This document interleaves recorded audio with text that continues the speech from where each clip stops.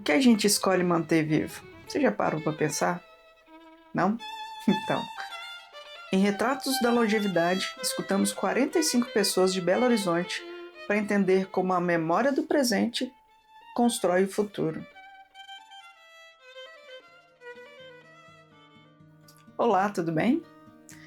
Meu nome é Brenda Pacheco, mas como eu sou mineira, só isso não explica que eu sou. Eu sou filha de Zé de João de Pedro, neta de Dona Marta.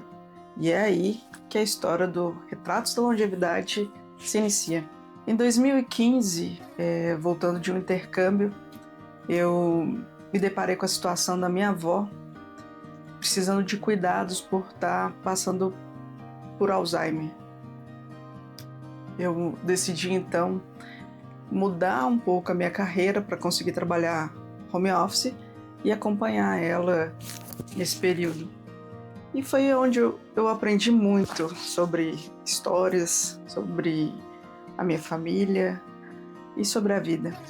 Desde então fiquei imaginando como teria sido se eu tivesse gravado parte das histórias que ela me contou. Então eu fiquei imaginando como seria se outras famílias pudessem ter a oportunidade de gravar, nem que seja um pouquinho, a história da sua família sendo contada principalmente pelos nossos anciões, nossos avós, as pessoas mais vividas da nossa família, né? Em 2021, eu iniciei um projeto para conseguir gravar as histórias de algumas pessoas, mas na época a gente não tinha recursos para fazer gravação em vídeo, então a gente fez uma ideia de livro de história.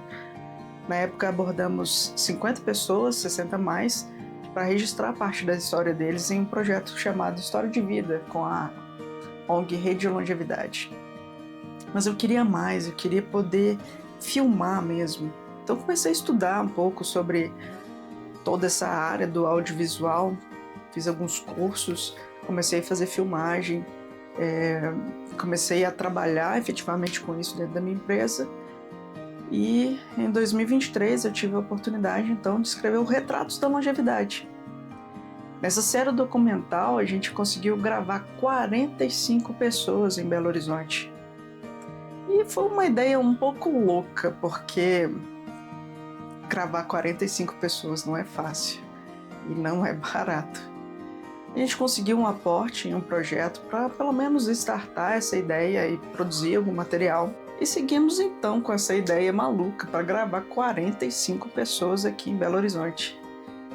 E em média a gente passou um dia com cada uma dessas pessoas, levando equipamento, etc. Foi algo surpreendente, porque a gente achava que estava levando algo para essas pessoas, mas na verdade a gente recebeu delas, com as histórias, com as experiências, muito mais do que a gente imaginava.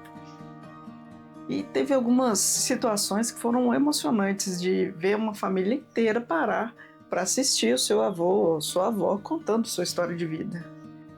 Mas a gente aprendeu tanto com esse projeto que a gente não quis limitar só a pequenos vídeos falando sobre isso. A gente quis modelar isso em um formato maior, que pudesse então dar voz a essas pessoas em um roteiro documental mais denso. A gente planeja a estreia desse documentário agora para o ano de 2026. E com ele, nós queremos gerar uma conversa sobre como é envelhecer hoje, sobre autonomia, cuidado, sobre a nossa relação com a idade, com a família, com a cidade, para poder ir para salas de cinema e rodar o Brasil, estar fora do Brasil, levando a história e sabedoria de vida dessas pessoas. É assim que a gente traz o projeto Retratos da Longevidade. Ao final, a gente aprendeu muito mais do que achava que ia aprender. E eu espero poder, com esse documentário, compartilhar um pouquinho de tudo isso que a gente conseguiu aprender com essas pessoas.